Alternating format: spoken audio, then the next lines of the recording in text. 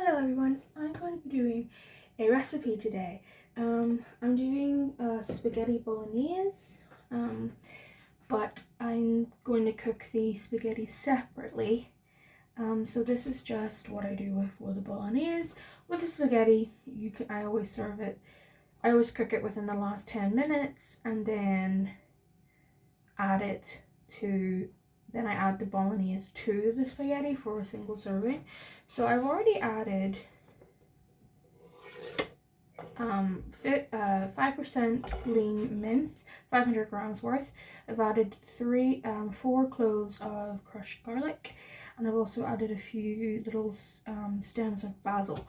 That's not recorded because I didn't realize, and I actually just started to plan it now. So yeah.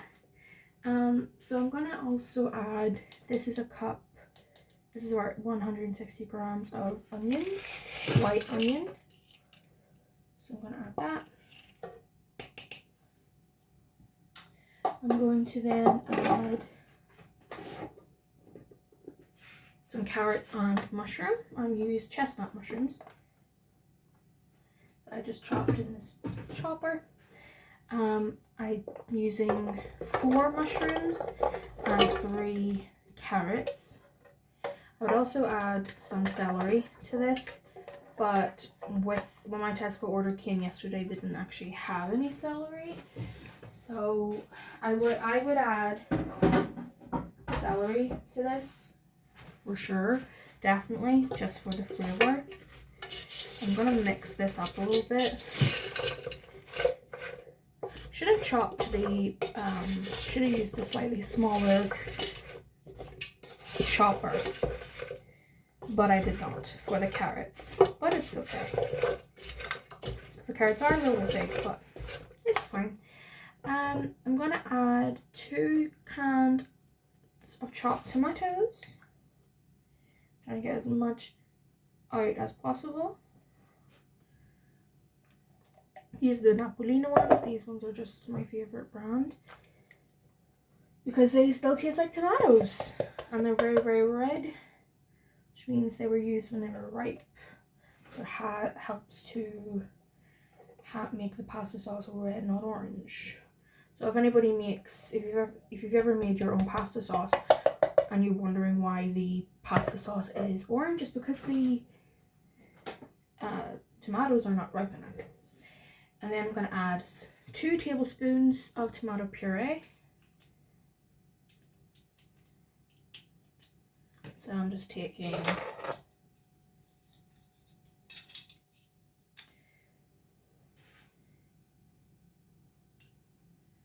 and I'm going to squeeze it from the top. Don't want to squeeze it from the bottom because you're not going to get anything from the top. It's like a toothpaste.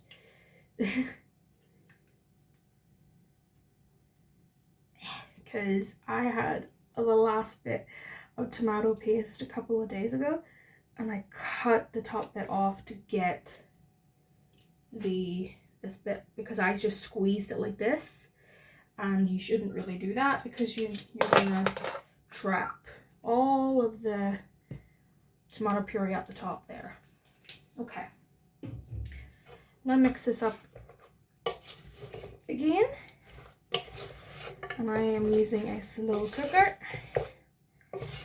Slow cookers are really great, especially whenever you don't have time, or if you're chronically ill like I am, I'm just in pain a lot, then putting everything, like, you can get through putting everything in and then just chill the rest of it and just recuperate from being in pain, you know? Okay, I'm going to add some herbs and spices. So in this, I have a tablespoon of oregano, a tablespoon of dry basil. They're all the same, so a tablespoon of basil, oregano, Italian herbs, garlic granules, and smoked paprika. So that's what I have in here. Did I add anything else? Basil, oregano, Italian herb, garlic, and smoked paprika. Nope. And then I'm also going to add 3 bay leaves. So, boop, boop. And I got this along with these 2 from Primark. Look at them, they're so cute. They're called pinch bowls, but I use them to measure out my seasonings. I use smoked paprika because it adds more of a meaty texture and a meaty, not texture, meaty flavour in comparison to just normal paprika. Normal paprika is also a little bit sweet. Because I have the carrot in here, the carrot will add sweetness, and then the onion will also add sweetness. So smoked paprika kind of helps cut that sweetness a little bit. I'm then going to add some basil, fresh basil,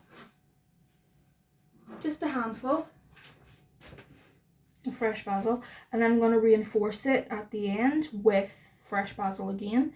With fresh basil, I don't bruise it, I don't cut it, because that's how you lose the flavour. And I'm also going to use some of the stems. And then with, I'm also going to add a little bit of rosemary, but what I'm going to do is I'm going to bruise it. What am I going to bruise? I'm going to bruise it with this. Just going to take a rolling pin or something heavy and just roll it over the rosemary a little bit.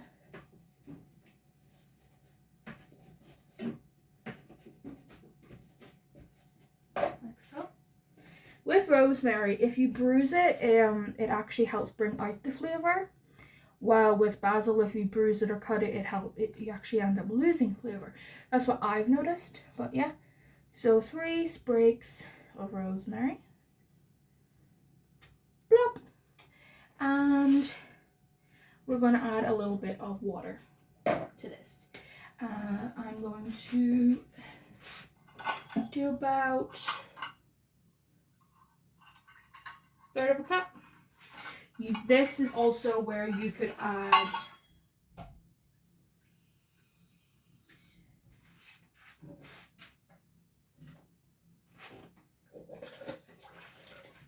wine, but I don't drink wine, so I just add a little bit of water, and a little bit of water will just help everything stay nice and, oh no, that word, moist, and everything will be fine. And then finally, I'm going to add some beef stock cube. This is the Callow organic beef stock. So I'm going to add one of these. I haven't even started cooking yet, and it smells lovely. It smells really, really lovely. So I open it up like this, and I kind of like crush it while it's open. Just makes it a little bit easier to disperse into the dinner. Okay, I'm gonna give this another quick little stir. Also, just slightly squeezing that rosemary a little bit. I used to have a bottle, just a glass bottle that I used to bruise herbs, but I threw that out, and I shouldn't have, because I don't actually have a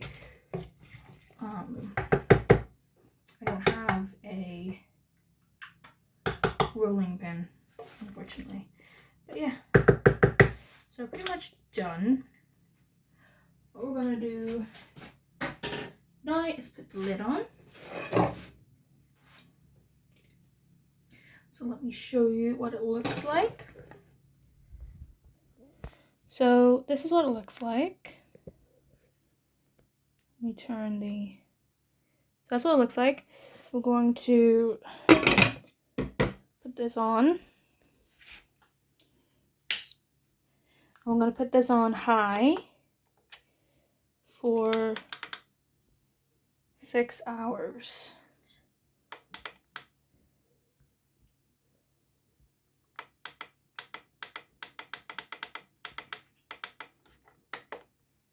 And that just does its job, even though you can't really see it all that well. Oh, that sucks. But it's on for 6 hours.